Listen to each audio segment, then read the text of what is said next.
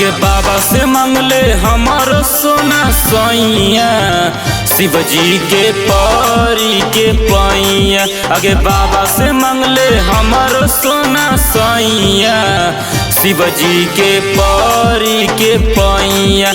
आगे बाबे पार लगई थुन प्यार के नैया, शिव जी के परी के पैया। शिव जी के परी के पैया। आगे बाबा से मांगले हमारो सोना सैया,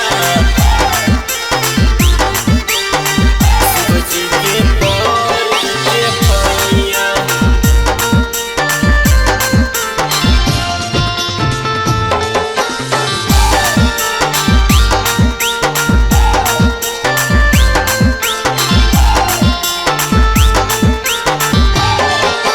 सावन के पावन महीना है सुपर, पावन महीना है सुपर। दूल्हा मिलतो सुपर से ऊपर, मिलतो सुपर से ऊपर। आगे सावन के पावन महीना है सुपर, दूल्हा मिलतो सुपर से ऊपर। आगे भोले बाबा ह कहीं जोरी लगैया, शिव जी के परी के पैया। आगे बाबा से मांगले हमारो सोना सैया, शिव जी के परी के पैया। शिव जी के परी के पैया। आगे बाबा से मांगले हमारो सोना सैया, शिव जी के परी के पैया।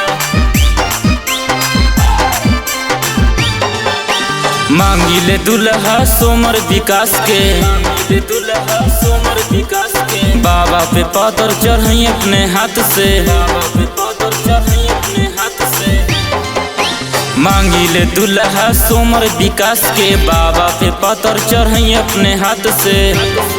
आगे भोले बाबा फिर थुन जल्दी नजरिया, शिव जी के परी के पैया।